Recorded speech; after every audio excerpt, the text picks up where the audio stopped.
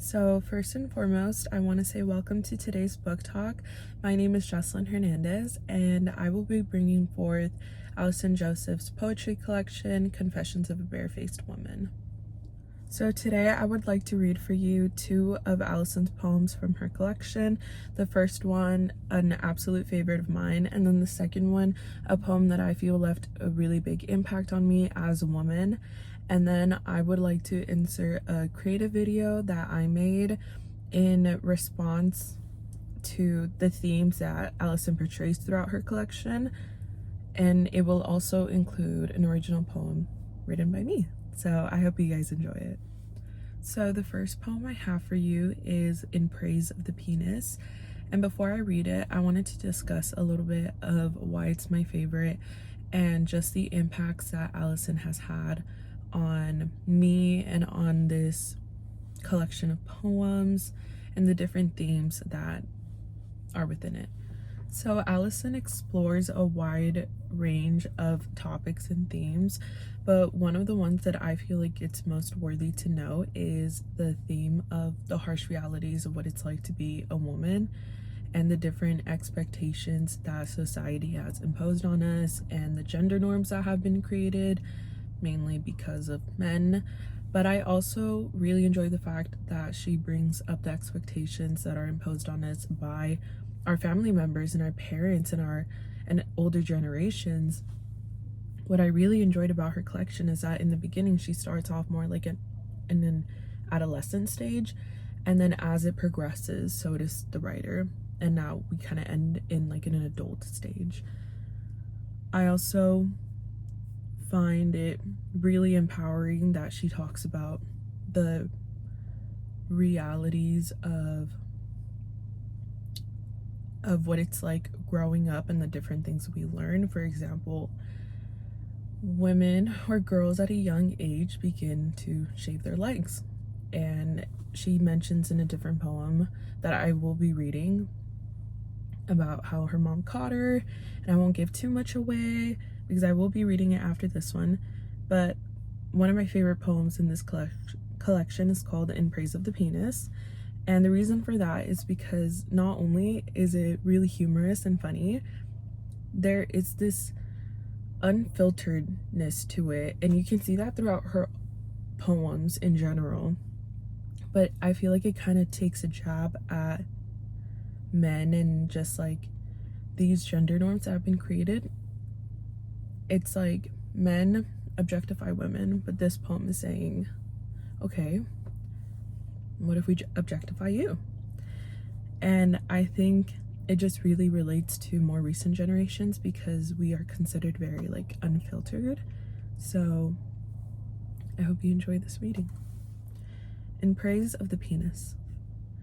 Funny little fellow, all our slang for you is harsh. Prick, dick, cock, hard consonants erupting from our mouths, jutting like the bulge on the school jock. But usually you're quite harmless, sleepy as a baby and just as needy. You're quite laughable, really. Rod, tool, yardstick, I don't care what you call yourself, how you glorify your shape and or size. You'll forever seem to me to be some sort of elevated inchworm, a fleshy extraterrestrial from late night sci-fi. Instead of the blob, my marquee reads the penis. Mobs of screaming virgins, clad in knee socks and angora, run to escape a creature's come to life in 3D. Most undignified fellow, I won't leave your care to anyone else. Won't replace you with some toy bought from the back of a magazine. You fascinate me, though I've seen your acts before. The humble, slow awakenings, firecracker finishes. Still, I'm always glad when you decide to let loose once more, spilling on newly washed sheets until you're weary, bashful, spent. So I hope you enjoyed my reading and you can see why it's my personal favorite. The next poem, however, is called For Beauty's Sake, and this poem specifically is what led me to create my original poem, my imitation of it, I guess. And honestly, I'm just gonna let the poem do the work and hope you enjoy this reading for beauty's sake.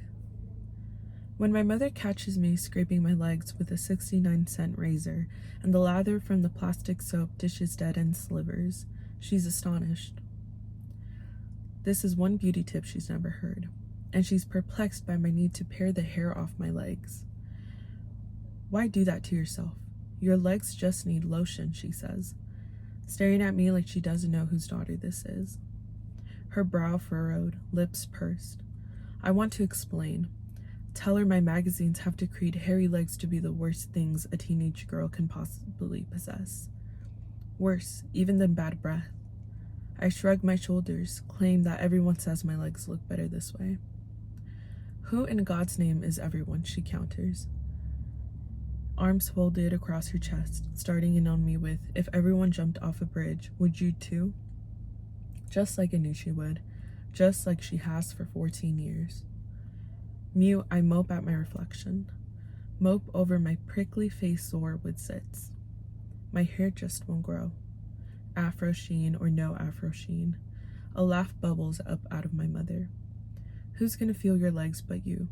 Don't come crying to me when you cut yourself.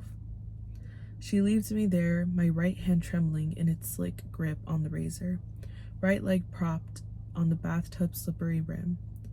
When the first red line surfaces, on my brown knee, I know better than to ask where the band-aids are.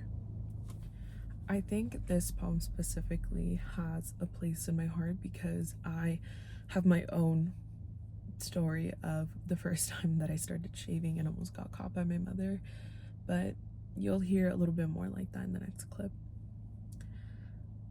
It's very unfortunate that we get told these things at a very young age. For Allison, it was 14 years old. For me, I think I was 10, maybe 9. It's interesting how overnight you go from thinking none of that matters to the next day you start wearing shorts and you see the little hairs on your legs and you start freaking out. I think Allison's collection of poetry truly resonates with any woman, and I really appreciated reading her poems this year in the Living Writer series, and I hope to continue to follow her work. So this next video is my own little creative project and imitation of the themes that she includes in her collection. So I hope you enjoy it, and thank you for watching my book talk. Lesson. When I was starting high school, my mother taught me an important lesson, one I still carry with me to this day. When wearing your 38B, bend down, scoot the excess fat under your arms forward to the center of the bra. She told me it would flat out my backside and give me the illusion of the double D's her and my sister had. Before high school, I started waxing my eyebrows regularly and dyeing my hair per my mother's suggestions.